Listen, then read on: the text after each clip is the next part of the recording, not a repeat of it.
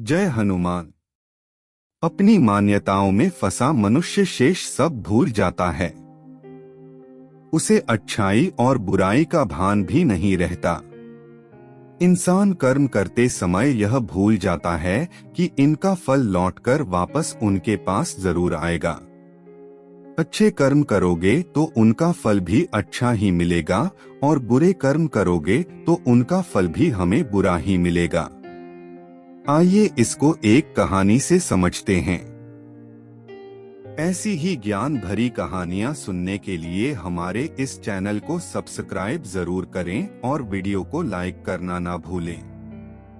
हमारे देश में एक मान्यता है, गंगा में नहाने से हमारे सभी पाप धुल जाते हैं। लेकिन क्या सच में ऐसा होता है? आइए देखते हैं। एक ऋषि गंगा नदी में स्नान करते हुए उसका गुणगान कर रहे थे। सहसा उन्हें ध्यान आया कि पतित पावनी मां गंगा में बहुत से लोग आकर अपने पाप धोते हैं।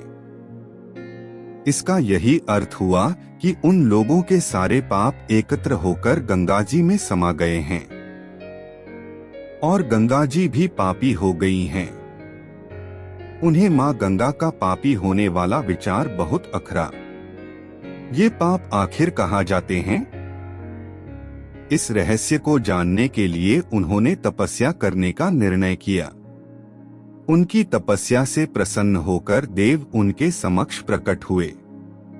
ऋषि ने उनसे पूछा, भगवन, लोगों के जो पाप गंगा जी में धोए जाते हैं वे कहाँ जाते हैं? उन्होंने कहा, चलो गंगा जी से ही पूछ लेते हैं।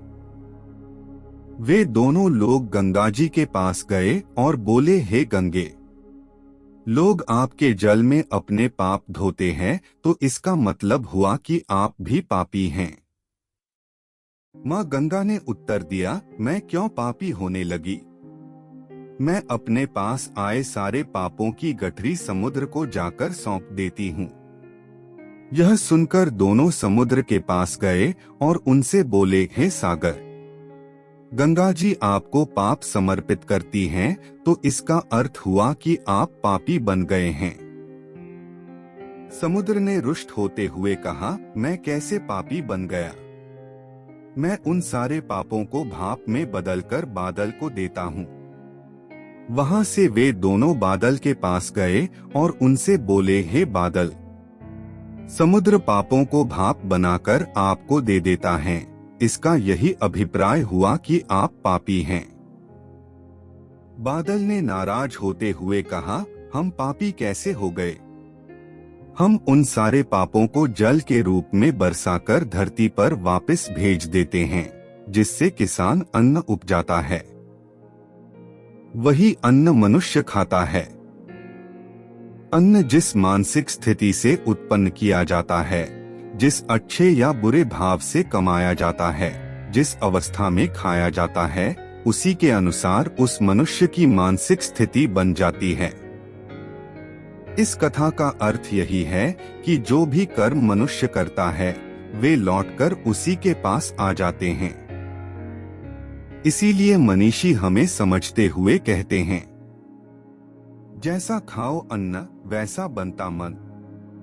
महत्वपूर्ण बात यह है कि अन्न को मनुष्य किस तरह कमाता है। यदि कठोर परिश्रम करके ईमानदारी से कमाता है तो उत्तम है।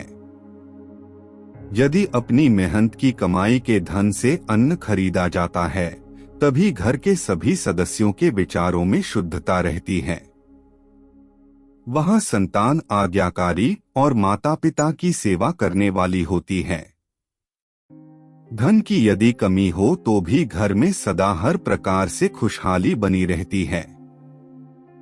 इसके विपरीत चोरी, भ्रष्टाचारी, रिश्वतखोरी, किसी को कष्ट देकर धन कमाया जाता है तो उस घर में कलह-क्लेश रहता है।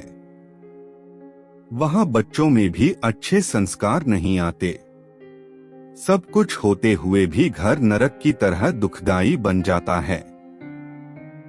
हर व्यक्ति दूसरे के प्रति असहिष्णु बन जाता है। यानी जैसा अन्न खाया जाता है वैसे ही घर के लोगों के विचार बन जाते हैं। इसलिए इस मिथ से बाहर निकलिए कि मनुष्य के किए हुए पाप धुल जाते हैं। जो भी अच्छा या बुरा कर्म मनुष्य करता है उसका फल भोगने के लिए उसे तैयार रहना चाहिए। उसे कोई शक्ति, कोई तंत्र मंत्र, कोई तथाकथित गुरु उससे बचा नहीं सकते। इसलिए स्वयं ही सावधान हो जाना चाहिए।